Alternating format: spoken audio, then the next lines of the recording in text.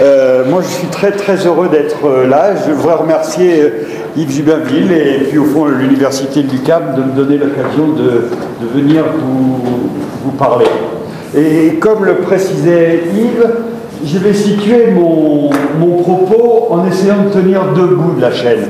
Le premier bout qui est de l'inscrire dans une histoire, l'histoire du théâtre, mais je ne suis pas historien, l'histoire pour mieux comprendre la réalité d'aujourd'hui. Et les débats qui sont à la fois idéologiques et esthétiques, et vous verrez, j'essaierai dans mon propos de ne pas séparer la conception qu'on peut se faire du théâtre, la fonction qu'on peut lui attribuer et les moyens artistiques qu'on peut se donner. Donc ça va être le fil courant de mon propos. Et puis effectivement, je vais essayer de l'ouvrir sur la réalité du théâtre aujourd'hui, à la fois dans ses fonctions, dans la manière dont il peut s'adresser à une population, dont il peut porter un certain nombre de préoccupations, que ce soit des préoccupations sur le monde d'aujourd'hui, mais dans des situations évidemment qui sont totalement différentes de celles dans lesquelles, plus exactement, le théâtre a trouvé ses ressources pour des raisons qui sont à la fois techniques, historiques et politiques. Alors j'ai inscrit mon propos sous un titre qui est un peu long, un petit titre à rallonge, entre démocratisation culturelle et démocratie culturelle. Pourquoi ce chiasme, pourquoi cette figure double? Parce que ça a été les deux grandes thématiques, au fond, dans les années 60 en France, lorsque le ministère des Affaires culturelles s'est mis en place. Le thème de la démocratisation culturelle, pour le dire en un mot, la démocratisation culturelle, c'est le processus d'accès aux œuvres légitimes, celles qui sont consacrées, celles qui sont considérées comme faisant partie de la culture qui doit être transmise. Et évidemment, le théâtre a été certainement l'art central dans cette ouverture et dans cette accessibilité. Et la démocratie culturelle, c'est un processus un peu différent qui consiste à dire, eh bien, chacun dans une société démocratique, transparente, doit avoir la capacité, pas seulement d'avoir accès aux œuvres, mais de pouvoir lui-même se construire à travers les pratiques artistiques. Donc, entre démocratisation culturelle et démocratie. Il faut que je regarde tout avec précision. Je m'en charge. D'accord. Oui, mais moi, il faut que j'équilibre. Et donc, la question, c'est quelle politique pour le théâtre? Parce que la réalité ou la spécificité française, c'est que l'État, même l'État monarchique, vous connaissez les rapports particuliers qu'il y a pu y avoir entre Molière et Louis XIV, et puis tout le XXe siècle est quand même parcouru par une question problématique sur laquelle et les politiques et les hommes de théâtre ont pu avoir des positions et des perceptions différentes. L'État s'est donné comme obligation, plus ou moins bien suivie, comme compétence, on dirait dans le langage administratif, d'aider le développement du théâtre public. Et j'ai sous-titré au fond cette intervention le théâtre public, une passion française. Pourquoi une passion française? C'est un petit clin d'œil à un historien britannique qui s'appelle Theodore Zelvin, qui connaissait très bien la France et qui, parmi les grandes passions françaises de la mode, la gastronomie, l'éducation a toujours été quelque chose d'extrêmement important depuis la Révolution pour les pouvoirs publics. Et le théâtre, je pense que c'est une passion française. Malheureusement, c'est une passion qui a perdu un peu son désir. Je pense qu'on n'est plus dans une relation amoureuse, on est même dans une relation aujourd'hui totalement d'étrangeté. On regarde ça comme quelque chose qui a été un désir d'avant, peut-être un désir d'adolescence. Alors j'ai construit un petit peu mon propos sur 5 points. D'abord, rappeler cette généalogie, mais qui fait appel à l'histoire de cette passion entre le service public, l'État à travers ses multiples formes et un art particulier. Je pense que cette passion, on peut l'inscrire autour de la thématique du théâtre du peuple. 3 exemples très rapides. D'abord, c'est déjà un débat qui, avant même la Révolution française, va opposer Diderot et Jean-Jacques Rousseau. Diderot, pourquoi? Vous connaissez la passion de Diderot pour le théâtre. Il aurait lui-même voulu être comédien, mais il était trop passionné, précisément. Il n'arrivait pas à maîtriser sa dynamique. Il a préféré, et remarquablement, écrire sur le théâtre. Et en produisant l'encyclopédie, avec ses compagnons d'Alembert, il voulait que l'acteur puisse devenir un éducateur populaire. Je ne crois pas que c'est exactement la formule qui était la sienne, mais il y avait le mot éducateur. Je n'ai pas mes bouquins et je n'ai pas retrouvé ça. Enfin, il donnait à l'acteur une mission d'instructeur sur les mœurs, évidemment, et le théâtre, c'est toujours voulu, un art permettant au public de pouvoir comprendre et prendre conscience au fond de ce qu'il agitait.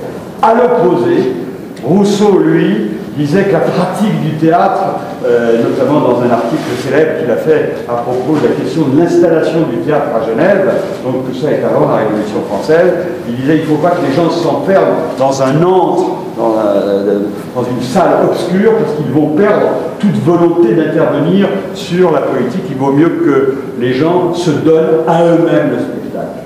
Dans cette opposition Diderot-Rousseau, il y a déjà l'opposition démocratisation culturelle, démocratie culturelle. Évidemment, ce n'est pas du tout les termes qu'ils emploient, mais il y a cette opposition entre le spectacle et l'art comme moyen d'éducation, donc à travers des œuvres, à travers des choses qui lui sont proposées comme un objet de réception, et la position de Rousseau qui vaut mieux que les gens se prennent en main et se fassent à eux-mêmes leur propre théâtre, s'investissent dans ce qui va devenir 20 ans plus tard les fêtes de la Révolution.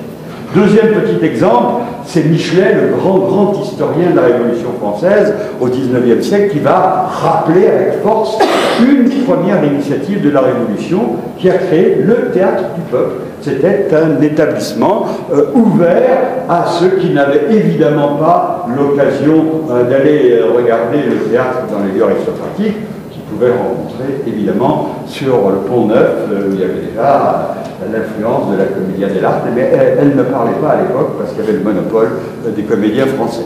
Troisième exemple dans l'histoire, 30 ans plus tard, après Michelet, un des grands auteurs qu'on ne lit plus du tout en France, c'est dommage, grand romancier, grand intellectuel, ami de Péguy, Romain Rolland, écrit un livre qu'il appelle Le Théâtre du Peuple, qui est un livre remarquable, où il explique d'ailleurs qu'est-ce qu'on peut mettre derrière l'idée de théâtre populaire. Et il oppose deux choses dans le théâtre populaire. Où il dit qu'il y a deux acceptions pour parler du théâtre populaire. Il y a l'idée d'un théâtre qui s'adresse directement au peuple, donc qui est construit, qui est écrit pour un public particulier. Et le peuple, à l'époque, vous voyez, ça a déjà une connotation très politique.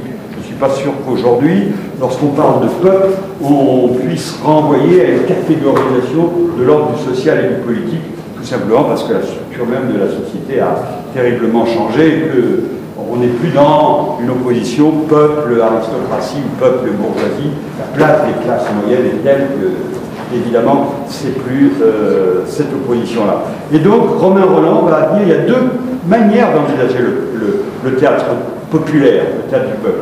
La première, c'est de dire qu'il faut écrire et monter un théâtre pour ceux qui n'ont pas accès à un art qui est un art relativement bourgeois ou un art élitaire, avec le risque de populisme, c'est-à-dire d'être dans un art un peu qui flatterait les premières réactions immédiates et qui irait caresser au fond le goût dans le sens du poil. Et il y aurait une autre manière d'aborder le théâtre du peuple, c'est de faire appel à un imaginaire collectif et à permettre aux gens de prendre en charge aussi bien dans l'écriture que dans la mise en scène, la production de ce théâtre. Évidemment, ce sont des oppositions un peu académiques ou un peu radicales, et il y a toute la gamme, évidemment, des variations. Je vais m'asseoir, parce que j'ai voulu faire comme Yves, on y est beaucoup plus à l'aise d'ailleurs, mais pour aller regarder où on en est dans ces notes, c'est plus difficile. Donc voilà rapidement ces accrochages avec une histoire qui est très lointaine, mais pour nous aussi elle fait partie, là, elle est sur les étagères des bibliothèques, elle n'est plus dans la culture et dans la pratique des gens de théâtre aujourd'hui, ni même des universitaires. Deuxième point que je veux aborder rapidement, c'est la grande trilogie des trois grands metteurs en scène qu'on peut classer, qu'on a classé sous cette référence théâtre populaire, qui est une référence large qu'il faut travailler. Et en discutant avec Yves, je me suis rendu compte que ici au Québec, mais il y a aussi des collègues français qui travaillent ça, que c'est une catégorie encore à la fois politique. Quand on parle de théâtre populaire, c'est forcément une catégorie politique, puisqu'on fait appel à un concept qui est de l'ordre du politique, le peuple. Et puis, c'est aussi une catégorie, évidemment, esthétique. Chez nous, je pense que cette réflexion, elle a disparu, elle a été très forte. J'en dirai un mot, mais pour en revenir à cette trilogie, ces trois grands metteurs en scène que sont Gémier, Copeau, Villard, j'en dirai pas grand-chose, ils font partie de la mémoire culturelle des gens de théâtre, même si c'est très difficile d'aller transmettre une mémoire de la représentation, parce que qu'est-ce qui reste d'une représentation ? Je vois là quelqu'un qui travaille sur ce problème des archives. Qu'est-ce qui reste? Des photos, des textes, mais la substance vivante du théâtre, elle n'existe plus, même lorsqu'on a réussi à en faire des vidéos, parce que le théâtre, la représentation théâtrale, ça reste une relation vivante, ici et maintenant, entre une scène et une salle, et une vidéo ne rend jamais compte, et ne peut pas rendre compte de ça.